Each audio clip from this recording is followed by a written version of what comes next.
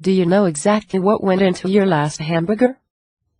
The chances are high that you don't. You see, our highly centralized system is driving a wedge between us and our food. We don't give much thought to its origins anymore. For some reason, we are content leaving that in the hands of the used and the. Odds are that one of us recently wolfed down a low-quality meat that's typical of America's industrialized agriculture and convenience-first food system.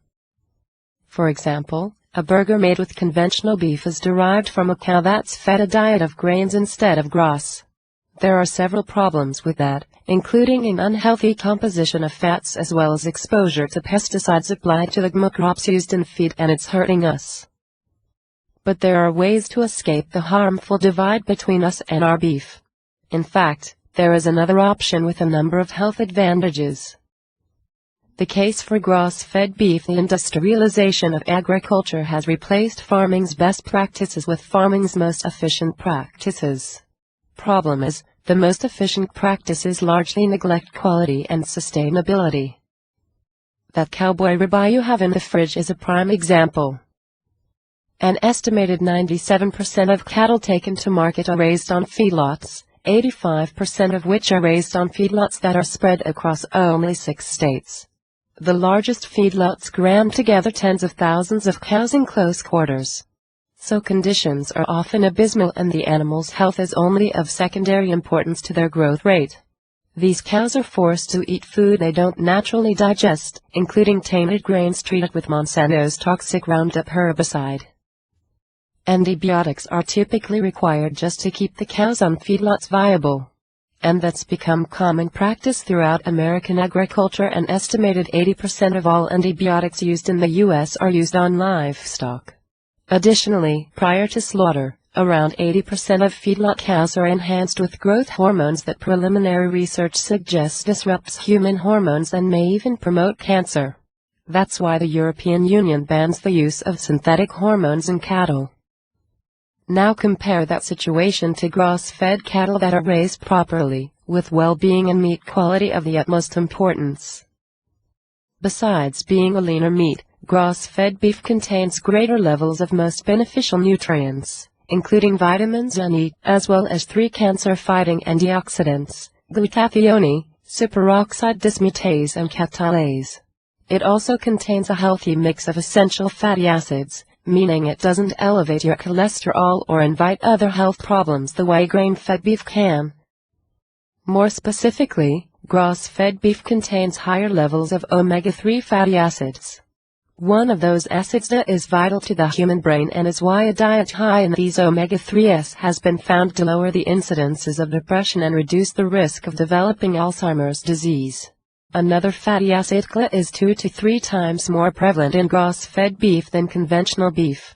GLA acts as an antioxidant and can protect against heart disease, diabetes and cancer.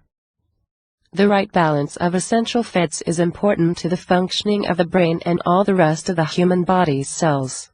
This balance and the denser proportion of nutrients found in grass-fed beef better protect against breakdowns in the body's immune, nervous and gastrointestinal systems.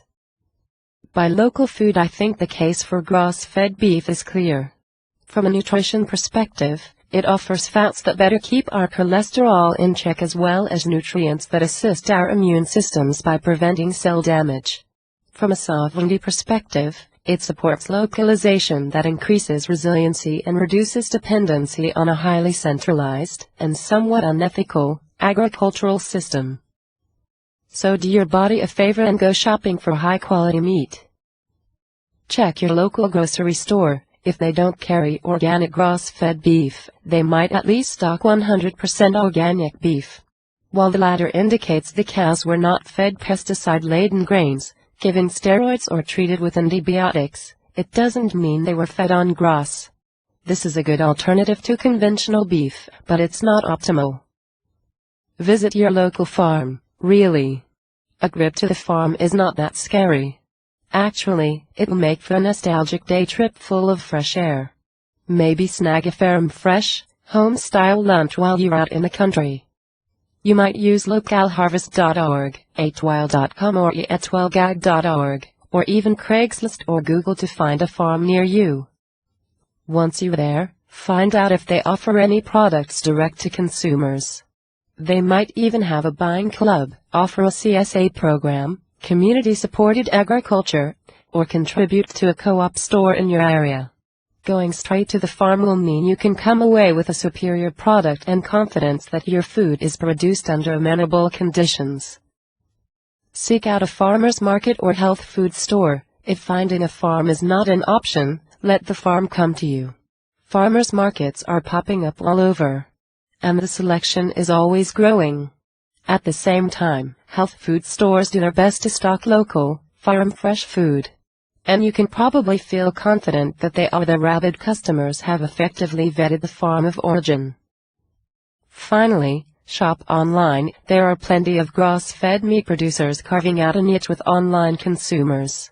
In fact, we are looking to develop a partnership with a company that does exactly this. We'll let you know when that's arranged. In the meantime, here are 3 you can try out. 1. American Farmers Network. 2. Blackwing Quality Meats. 3. La Sense Beef. Keep this in mind. Yes, you're going the extra mile, and maybe even paying a slight premium, but it's to create a healthy and sustainable food system for you and those around you. It's worth it. Thanks for reading. Regards. JR Crooks, Editor, Sovereign Living.